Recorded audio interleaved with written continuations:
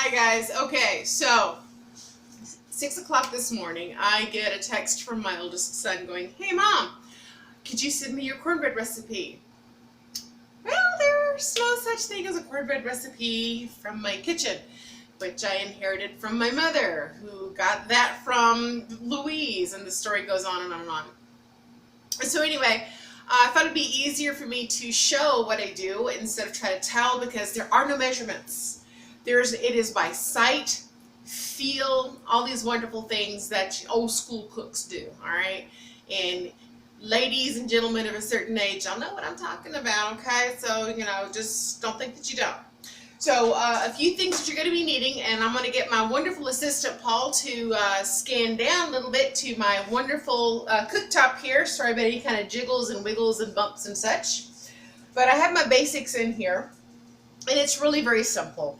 Okay, the first thing you're going to need is a cast iron skillet. Now, this particular skillet I have inherited from my pawpaw, and I don't know if y'all can see. I'm gonna kind of like get this up in here, but there's all kinds of bumps and just, oh my goodness, this is a well seasoned cast iron skillet that is much older than I am and has never seen soap and water.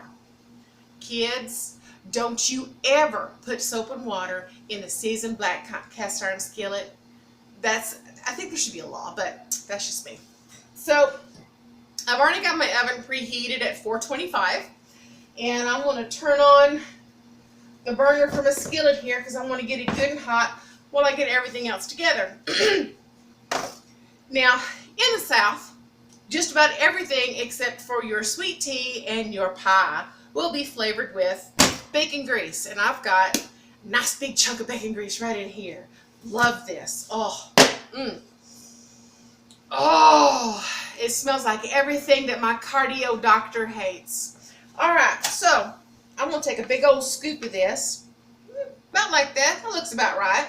Okay. Now, for those of y'all who do not partake of animal fats and whatnot, you can use corn oil. Now, how much corn oil? You want to make sure you've got enough oil to coat the inside of your skillet really good and have some leftover to put into your mix. So I'm going to let this kind of melt down a little bit in here while I get the rest of my goodies together. So we've got just 3 simple ingredients on top of that. We've got my self-rising cornmeal. Does not really matter what brand. I grew up with Aunt Jemima self-rising white. That's what I grew up with. I don't know where all y'all are or what y'all do or anything, but your self-rising cornmeal, it has your baking soda, your baking powder, salt, everything you need. Okay, so this is why I say I don't have a recipe for this. It just gets dumped up into the bowl until it looks about right. Okay. I have to tell you, my home economics teacher would be rolling in her grave right now if she saw this. But here we go. So I'm going to make a little well in here. My hands are clean. I washed them really good before I started to cooking, so I don't want to hear anything about, hey, you got your hands in the food. Shush. How else do you know when it feels right? Anyway, I'll let this melt down. I'm going to get me an egg. Break an egg up in here. Don't get any crunchy bits in there. Okay. Thank you, honey. I've got enough cornmeal in here. I want another egg. Nice and moist. Oh my goodness. The last thing you want, children, is to have dry cornbread. I'm sorry. It's nasty. Young ladies, those of you who are marrying into Southern families, you want to make sure that you can make yourself a good batch of biscuits and a good batch of cornbread. If you can't do either of those, then by golly, you better be able to fry chicken. One or the other. Ooh, I wish I could smell this bacon grease. Oh, it smells so good. All right. Next thing I got is buttermilk. Now this one says low-fat buttermilk because that's all they had at the Walmart, and I'm okay with that. I'm going to get my fat from my bacon grease. If you can get full-fat buttermilk, do it. All right. Well, now, how much should we put in there? We put it in there until it sounds right. So I'm going to start off with, about that. I don't know if y'all can see that very well or not, but I'm guessing that's a cup and a quarter. I don't know. I have no idea. I have never measured. My mother doesn't measure.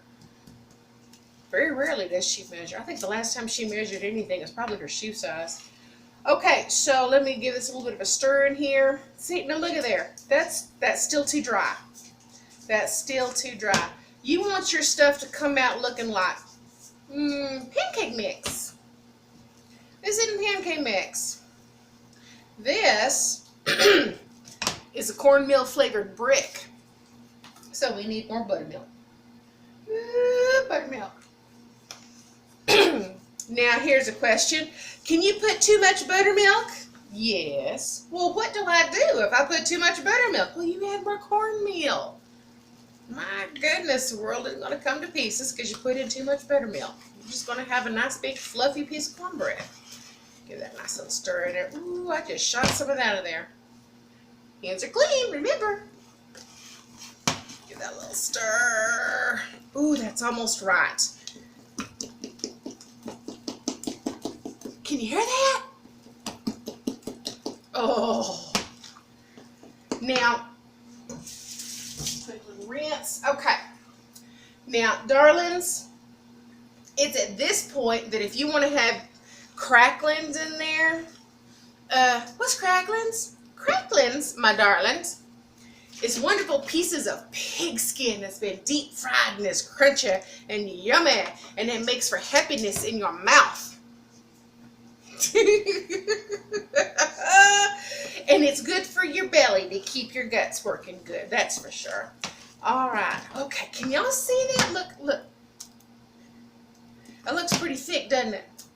Well, just wait. We're about to add the oil.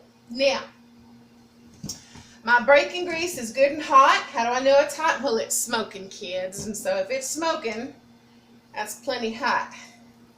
I'm going to roll this real careful around the edge. This takes practice.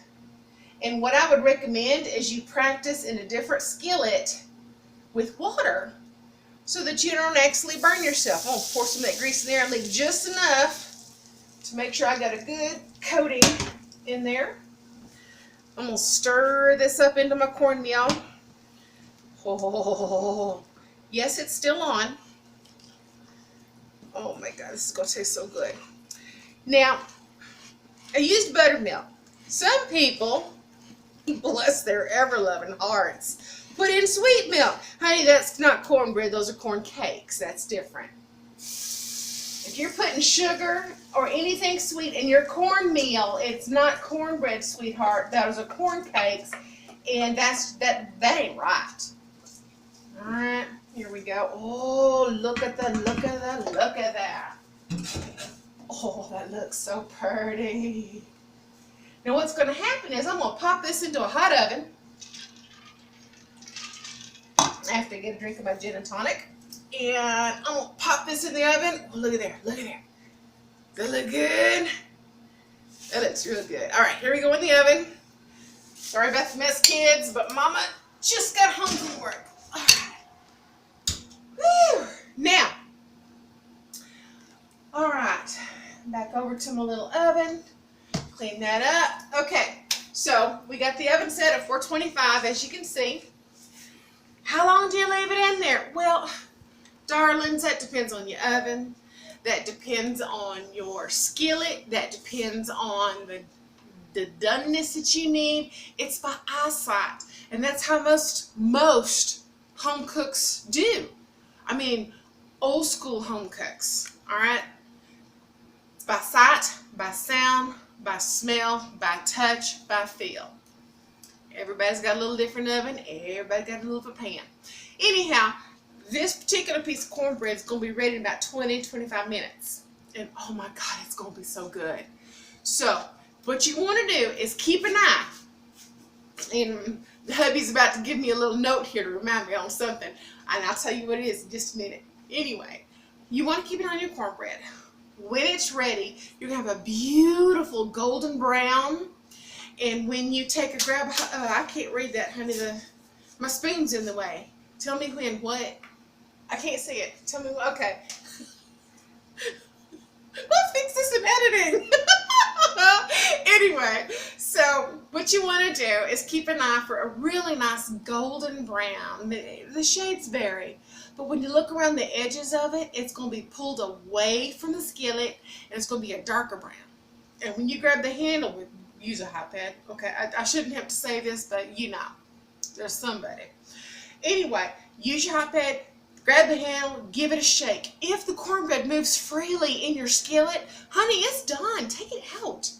Pull it out. You can even tap it on the top. And if it sounds like you're beating on a bit of a drum in there, it's done. It's ready to go. You take that, you flop that upside down on, I use a pizza wheel. I've got a stone pizza piece that I put on there. Flop the thing upside down. Cut it up into serving sizes. Now, here's the best part. There's no such thing as too much butter. Okay? You got to put the butter. I use a full-on stick of butter. I will cut that into big old chunks, and I'll slide 2 or 3 slices up into each piece of that cornbread. And I let that butter melt down into that stuff, and when you pull it out, it's just dripping with all kinds of... I know it's bad for your heart. You only live once. Quality over quantity. Anyway, so that's my basic cornbread recipe. I hope you enjoy it. I hope it was helpful. One day I'll do biscuits. Talk to you later. Bye.